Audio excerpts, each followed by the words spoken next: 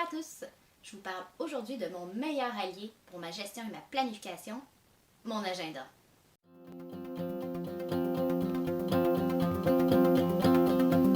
Comme c'est ma première vidéo, je vais prendre un petit moment pour me présenter. Alors, je m'appelle Chantal et je suis directrice d'un organisme communautaire depuis 15 ans déjà.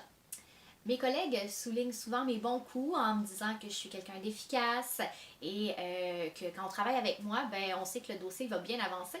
Donc, j'avais le goût de partager avec vous mes trucs, mes astuces, mes outils de travail qui me permettent d'avoir des si jolis commentaires. D'ailleurs, je remercie ceux qui me le font. C'est toujours apprécié et j'espère que ça va être utile à vous qui regardez cette vidéo. Alors, comme je vous le disais, un de mes outils favoris pour mon efficacité au travail, c'est mon agenda.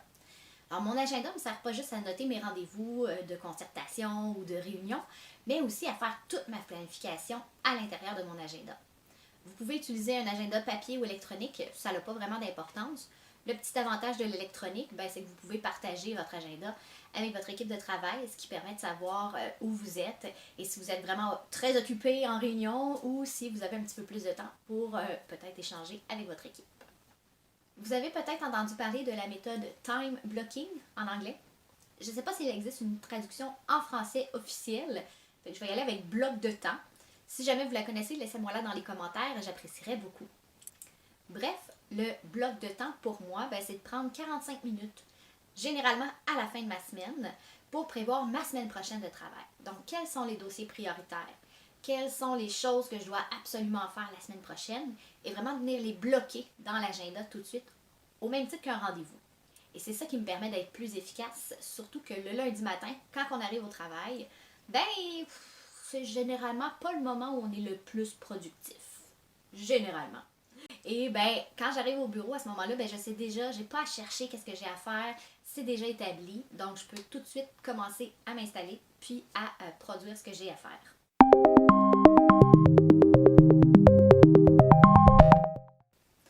Alors, les avantages d'utiliser une technique de bloc de temps, c'est d'abord que visuellement, dans notre agenda, ça nous permet d'avoir une vision vraiment claire de ce qu'on a à faire durant cette semaine-là. Ensuite, en deuxième lieu, ça nous permet de focaliser vraiment notre énergie sur un dossier en particulier. Ça nous évite de nous éparpiller, soit dans des tâches qui sont peut-être moins prioritaires, ou encore de faire plusieurs choses en même temps. En troisième lieu, ça peut nous permettre aussi de regrouper des tâches similaires. De ne pas les faire en même temps, bien sûr, mais de les faire dans le même bloc, une à la suite de l'autre. En quatrième point, ça nous permet aussi d'être bien préparés pour nos rencontres, nos rendez-vous, donc d'avoir prévu un bloc de temps pour se préparer. Et dernièrement, ça nous permet de voir s'il y a des endroits où on pense qu'il va y avoir des petits trous ou qu'on va avoir du lousse. Alors voici un exemple de mon agenda de travail. Comme vous le voyez, certains éléments sont déjà inscrits car certaines tâches sont répétitives. Mais pour vous aider à mieux comprendre comment on commence à utiliser cette façon de faire, je vais utiliser un agenda vide. Je vais commencer par inscrire les rendez-vous qui sont prévus. Alors, par exemple, je pourrais avoir une rencontre mercredi matin. En passant, pour l'agenda Google, vous pouvez ajouter un élément en cliquant n'importe où dans le calendrier. Vous pourrez changer le moment dans la nouvelle fenêtre au besoin ou en utilisant le bouton plus. Alors, disons réunion 1 de 9h à midi. Je vous suggère, si cette réunion est fréquente, d'utiliser la fonction de répétition. Souvent, je vais sur plus d'options où je peux spécifier entre autres le lieu, un rappel quelques minutes avant l'événement, choisir un code couleur en mettant par exemple du bleu pour les rencontres avec d'autres organismes, du rouge pour mes réunions internes, du mauve pour les moments où je travaille mes dossiers. Je peux aussi spécifier, surtout comme je partage mon agenda avec mon équipe, si je définis ce moment comme occupé ou disponible et, selon les besoins, si je veux que toutes les informations que j'y ai inscrites soient visibles ou privées. Puis, toujours au besoin, j'ajoute des informations. Je peux y mettre un lien vers un ordre du jour, par exemple. Finalement, je peux inviter d'autres personnes en lien avec cet événement si c'est pertinent. Enregistrer. Voilà, comme j'ai indiqué que cette réunion a lieu aux 2 semaines, on la retrouve à cette fréquence dans l'agenda. Maintenant, je sais que je commence généralement ma journée en jetant un coup d'œil à mes courriels. Comme j'ai un système de courriel à zéro, dont je vous parlerai dans une prochaine vidéo, je prends environ 15 à 20 minutes le matin pour prendre ce qui est rentré depuis la veille.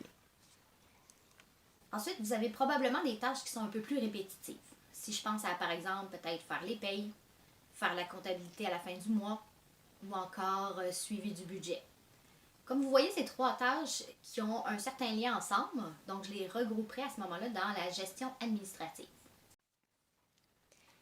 Il peut y en aller de même pour les ressources humaines, par exemple avec supervision quotidienne, rencontre d'équipe à préparer, évaluation, processus d'embauche, la préparation et le suivi de réunions, suivi des objectifs du plan d'action et suivi des activités de l'organisme, sans oublier le bloc planification. Comme vous voyez, le fait de regrouper dans une thématique des tâches similaires facilite que pendant ce bloc de temps, je me concentre sur un seul sujet. Un des éléments clés, en fait, pour quand on prépare nos blocs de temps, c'est d'évaluer le nombre de temps qu'une tâche va prendre. Par exemple, si je suis dans ma gestion administrative, puis que j'ai, faire les payes, puis que je sais que généralement, ça me prend à peu près 30 minutes, je vais mettre 30 minutes pour ça. Ensuite, peut-être que suivi du budget va me prendre 20 minutes, et finalement, que faire la comptabilité du mois va me prendre 45 minutes. Donc, j'additionne tout ça, et c'est ce qui va me donner mon bloc gestion administrative. On poursuit ensuite avec les tâches qui sont non répétitives. Je pense entre autres à des dossiers. Donc, ça pourrait être quelque chose qui a un délai particulier ou des choses qui reviennent à un moment fixe dans l'année. On pourrait avoir sur notre to-do list ou liste de choses à faire, embauche pour un nouveau poste, demande de financement à préparer, une politique interne à réviser, un projet à réaliser avec des organismes externes, etc. La liste est généralement plutôt longue dans les organismes communautaires, il faut donc prioriser. Au besoin, j'utilise un tableau urgent important pour identifier les priorités. Alors, les tâches qui doivent absolument être faites cette semaine, où on pense important et urgent, pour moi, c'est des priorités 1. Ces tâches-là devraient donc être réalisées tôt dans la journée, le plus tôt possible où vous avez peut-être un pic de productivité. Pour moi, c'est généralement entre 9h30 et 11h ou en début d'après-midi. Je vous invite à réfléchir ou vous observer pour déterminer ces moments clés.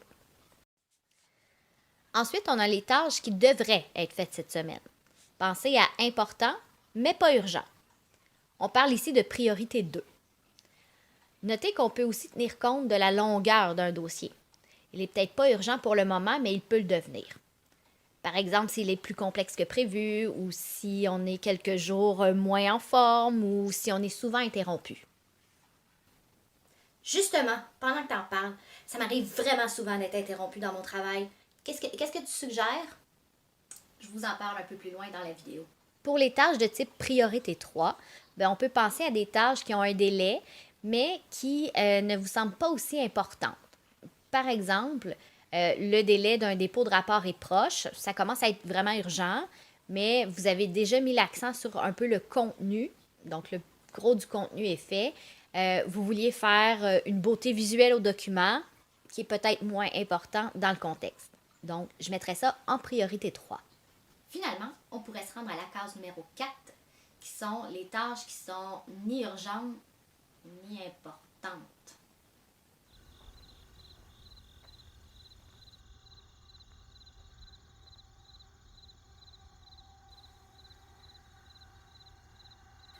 Donc, une fois qu'on a identifié pour chaque tâche une priorité, on peut regarder dans nos priorités 1 et 2 s'il y a des choses qu'on peut regrouper pour rendre plus efficace et réaliser dans un même bloc. Idéalement, en utilisant cette méthode de planification, on a moins souvent des priorités 1. Donc, on se rappelle, les priorités 1, c'est dans l'urgence. Travailler dans l'urgence ou sous pression, c'est pas nécessairement ce qu'il y a de mieux. Et on a plus souvent donc de priorité 2, donc important, ou des priorités 3, donc oui, des choses qui sont urgentes, mais pas nécessairement aussi importantes. C'est sûr qu'en ce moment, tout ça peut vous sembler un peu long, puis à la limite contre-productif. Effectivement, les premières fois, c'est un peu plus long, mais on gagne en efficacité à chaque fois. C'est un peu comme faire des vidéos, ça a de l'air. Oh, et s'il y a un dossier qui apparaît en cours de semaine, on prend le temps de faire rapidement notre petit processus de priorisation pour savoir si on doit le faire de façon urgente et peut-être tasser quelque chose d'autre dans notre semaine, ou si ça peut attendre dans la semaine plus tard ou même la semaine suivante. Et à ce moment-là, on se met une petite note pour ne pas l'oublier effectivement la semaine d'après. Avec l'agenda Google, vous pouvez aussi avoir un agenda pour votre vie personnelle, partager votre agenda de travail avec des collègues, changer les vues et plusieurs autres paramètres. Dites-moi dans les commentaires si vous aimeriez une vidéo complémentaire sur ce sujet. Et maintenant, comment on gère les interruptions? Parce qu'il ne faut pas se le cacher, il va toujours en avoir. Alors, une première astuce, en fait, c'est de prévoir un peu plus de temps pour les tâches que ce qu'on a déjà calculé au départ. Si, par exemple, pour mon blog gestion administrative, j'ai prévu que ça allait me prendre 1h30, ben, je peux donner peut-être 30 minutes de plus dans ce bloc-là, dans mon agenda. Comme ça, si je suis interrompue pour une question ou quelque chose comme ça, ben, j'ai un petit peu plus de temps et je ne suis pas serrée à ce moment-là. Une deuxième astuce qu'on peut utiliser quand quelqu'un nous demande « T'as-tu 5 minutes, t'as-tu 15 minutes » ou arrive et pose sa question, ce qui peut arriver des fois aussi, c'est en fait de recadrer la personne. Surtout si on sait que dans notre esprit, qu'on a à peine ces 5 minutes-là dans notre journée. Donc, ce que je vais répondre généralement à ce moment-là, c'est « Ben écoute, j'ai 5 minutes, mais pas beaucoup plus parce que j'ai des dossiers aussi à avancer. Je ne pourrais pas prendre 30 ou 45 minutes avec toi en ce moment. » Donc, à ce moment-là, je vais même peut-être mettre un timer pour que 5 minutes après, il y ait une petite sonnerie qui nous fasse dire « OK, on complète la conversation ». C'est sûr que si quelqu'un est très émotif à ce moment-là dans ce qu'elle vient vous parler, c'est peut-être pas la meilleure technique à utiliser à ce moment-là. En terminant, je vous invite à suivre la chaîne de Amy Lendino, qui est une chaîne en anglais par contre. Je vous laisse ça dans la boîte de description. Elle parle souvent de blocs de temps. J'espère que le contenu d'aujourd'hui va vous être utile. Si jamais ça vous tente, vous pouvez suivre ma chaîne en vous abonnant. Et je vais faire sous peu d'autres vidéos sur des sujets similaires. Merci de m'avoir écouté jusqu'à la fin.